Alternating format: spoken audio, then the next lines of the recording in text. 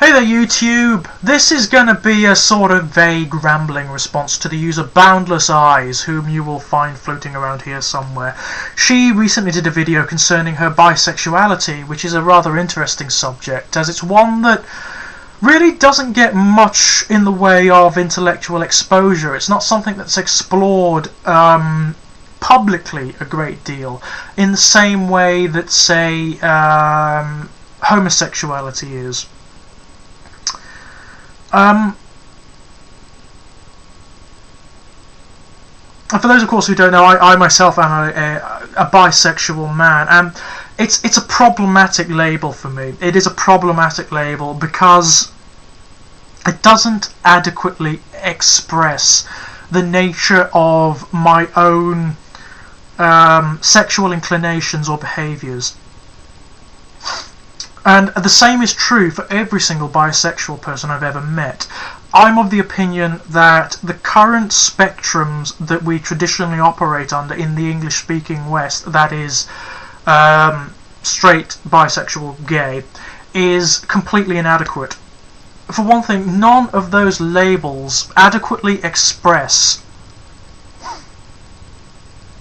the inclinations or behaviours they purport to. If you break down heterosexuality, there are myriad subsections of the way that heterosexual inclination and behaviour manifest. The same is true of homosexual, and for bisexual, that spectrum in between is vast. It's a gulf. It's a whole universe. It's not adequate at all, and the only reason I use it is because people know vaguely what it means. It expresses in the broadest terms what one's inclinations are. I've met bisexual people who describe their inclinations in terms of percentages. They are this percent attracted to that sex and this percent attracted to that sex. I have met bisexual people who express their inclinations in terms of a sliding scale. Sometimes they're more attracted to men, sometimes they're more attracted to women, and so on and so forth. My own sexuality is different from both of these. I am attracted to individuals, and gender becomes a moot issue. It's not something it is something I perceive, but it's not something that has any significance at all. There is a term I found floating around the internet, as I'm sure I've expressed before, that does more adequately express my own sexuality, but I don't like it because it sounds like a trendy buzz term that people use when they want to appear different, and that is pansexual, which is this kind of gender blindness, I suppose, in a kind of way.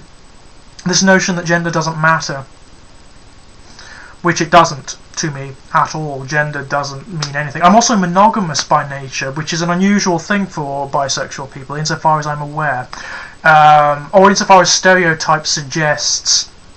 I'm completely monogamous by nature. In fact, I do have this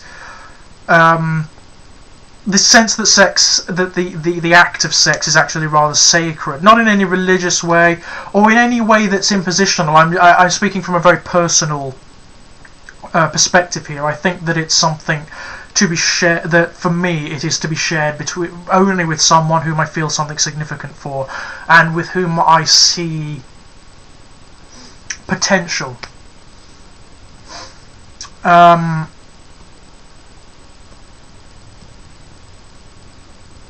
As for those who do not regard sex in this way, I have absolutely no moral judgment whatsoever. I think that, once again, I am of the opinion, in fact, that there are as many sexualities as there are human beings on this planet. I don't think anyone's sexuality is entirely the same as anyone else's. And I do think that sexuality can potentially be protean. I don't think it is for everyone, but I think it most certainly can be. And I think it is something that is phenomenally underexplored, and the reason it's underexplored, the range of human sexuality, is because of the ridiculous historical and traditional prejudices and preconceptions that we're baggaged with, culturally speaking. When we can put them down, then we can start exploring things like adults.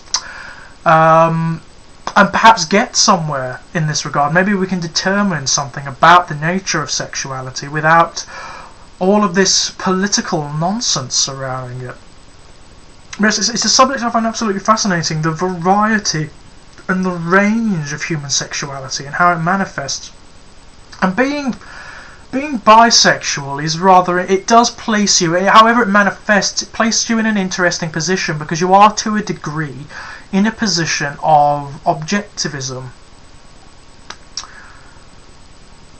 You don't necessarily have the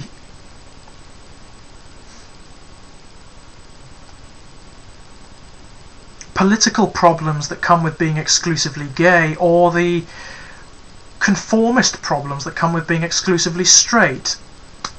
You operate in this strange outside area,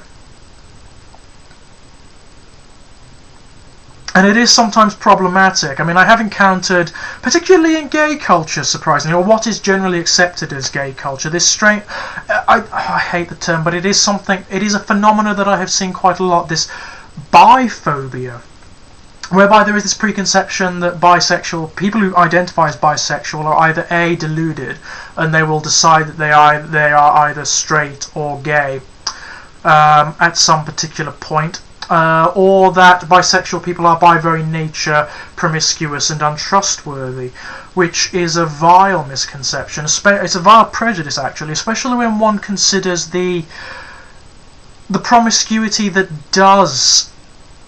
is a significant problem in what is generally accepted as gay culture. That is the sort of bar and club culture.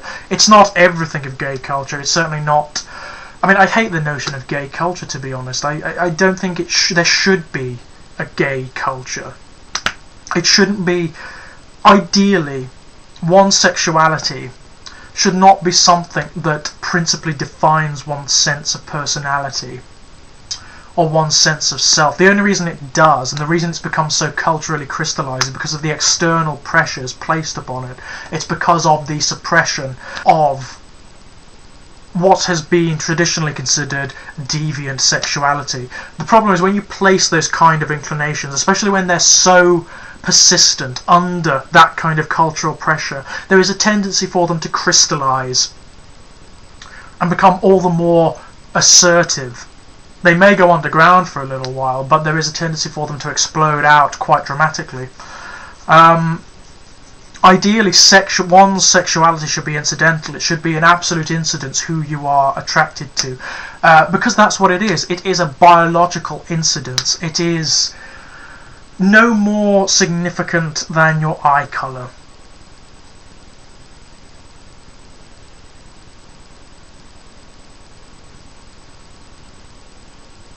But unfortunately, because of the politicised nature of sexuality, the necessarily politicised nature of sexuality, which will persist as long as there is social inequality based on sexuality, which there is, particularly in America at the moment,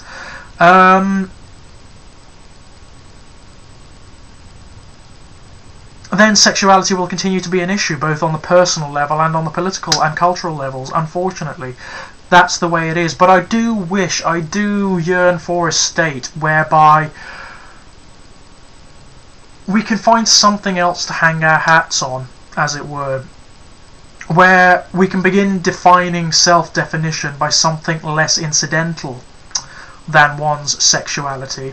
In the same way, I wish the same were true of race or ethnicity, or what dirt you happen to be born on. I have absolutely no sense of nationalism or patriotism or whatever. I even feel weird defining myself as British or English or whatever. I find it very strange because it's not something I think about. It's dirt. I happen to have been born on this bit of dirt. That's all.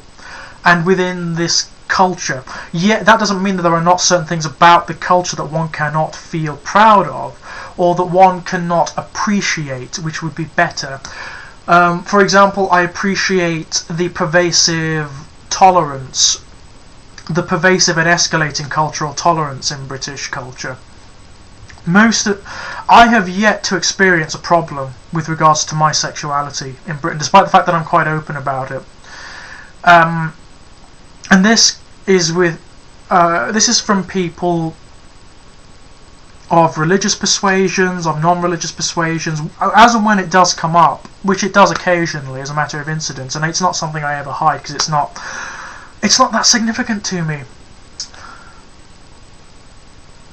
It has never been an issue, which I find fantastic. It has never been an issue, which is absolutely wonderful. People genuinely don't care.